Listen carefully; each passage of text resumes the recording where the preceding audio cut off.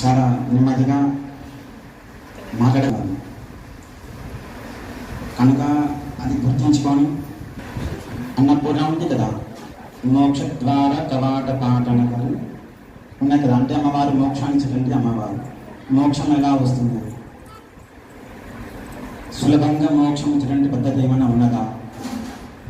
ఈ ప్రాణైనా కానీ నెమ్మదించాలంటే ముందుగా ఆ ప్రాణికి ఒక ఆహారం కావాలి కనుక అటువంటి ఆహారం కూడా అమ్మవారి ఇస్తుంది కనుక అటువంటి ఆహారం సంపాదించాలంటే చాలా గౌరవంగా నెమ్మదిగా భక్తితో ఉండాలి. భక్తి అంటే ఏంటిది? ఒక మర్యాద, అంటే ఒక పద్ధతి అంటారు కదా, అదే భక్తి అంటే.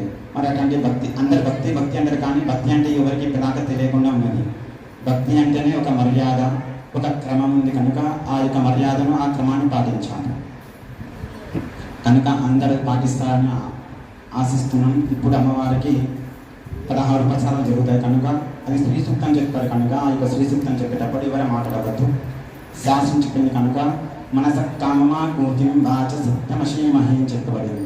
మనస కామమా కూర్తిని అంటే మనసు ఎందు, కామమహ అంటే కోరిక ఏదైతే ఉన్నదో, వాచ సత్యమశీమహి అక్కడ వచ్చేటువంటి మంత్రం వల్ల నిజమగు వాచ సత్యమశీమహి అని అంటే ఆ యొక్క మంత్రమహిం వల్ల నిజం అగునుగా కాంచబడింది. మీరు పక్కన ఉన్న వాళ్ళతో ఏమని చెప్తున్నారు అనుకోండి, ఆ మంత్రం అప్పుడే చెప్తున్నారు అనుకోండి, అదేమవుతుంది, అదే నిజం అవుతుంది. కనుక అలా కాకుండా భక్తితో అంటే మంచి ఆలోచన మాత్రం పెట్టుకొని మనసు అది మాత్రమే పాటించాలి. కనుక ఇప్పుడు మంచి ఆలోచన పెట్టుకొని అమ్మవారికి అర్చన చేస్తున్నాండి. మోక్షం ఎలా వస్తుందో ప్రతి ఒక్క పూజ కూడా చేస్తే మోక్షం కోసమే పాటుపడతారు అందరూ కూడా. మీరైనా నేనైనా కానీ ఏం చేస్తాం, చివరికి మోక్షం పొందాలి అంటారు. మరి మోక్షం ఎలా వస్తుంది?